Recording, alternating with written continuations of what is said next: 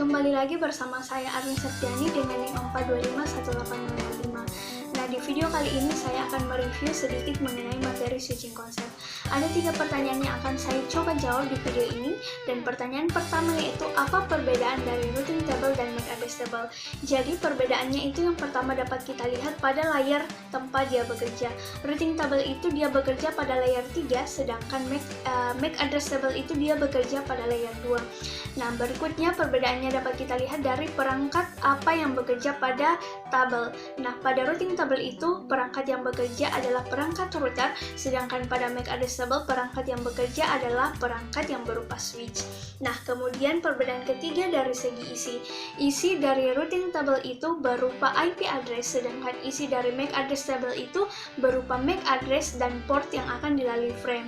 Kemudian yang berikutnya perbedaannya itu kita lihat dari segi fungsi. Jadi routing table itu digunakan router sebagai pedoman pengiriman paket-paket dari source menuju ke destination. Sedangkan MAC address table itu digunakan switch sebagai pedoman untuk mengirimkan frame dari source menuju ke destination. Nah, pertanyaan kedua yaitu perbandingan metode penerusan frame, yaitu store and forward dan fragment frame. Nah, pada store and forward ini, switch tidak akan meneruskan frame apabila keseluruhan frame itu belum tiba pada switch. Apabila semuanya tiba, barulah switch akan meneruskan frame tersebut dengan terlebih dahulu mendeteksi error dan juga menganalisa di mana tujuan frame tersebut. Apabila terdapat error, maka frame tersebut tidak akan diteruskan atau akan dibuang. Namun sebaliknya, apabila tidak terdapat error, maka frame tersebut akan diteruskan.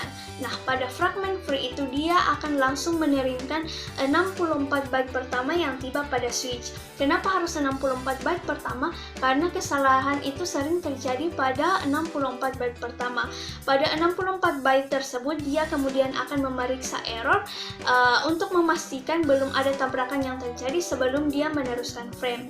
Nah, keunggulannya dia itu memiliki respon time yang lebih kecil dibandingkan dengan metode store and forward, karena dia akan langsung mengirimkan 64 byte yang dia terima terlebih dahulu, tidak menunggu sampai keseluruhan frame tiba. Baik, pertanyaan yang ketiga yaitu perbedaan antara collision domain dengan broadcast domain.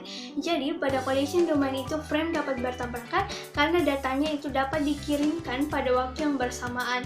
Apabila tabrakan terjadi, maka delay akan meningkat pesat karena dalam satu jaringan tersebut itu semua perangkat tidak dapat mengirimkan atau menerima pesan.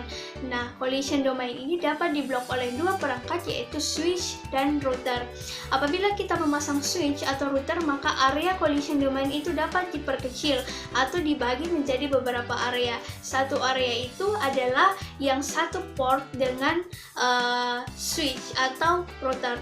Nah, pada broadcast domain itu satu perangkat dapat mengirimkan data pada seluruh perangkat yang ada di dalam jaringan. Delay juga dapat terjadi pada broadcast domain, namun dalam kondisi yang lebih kecil dibandingkan dengan pada collision domain. Nah, untuk memblok broadcast domain ini hanya dapat digunakan satu perangkat saja, yaitu perangkat router.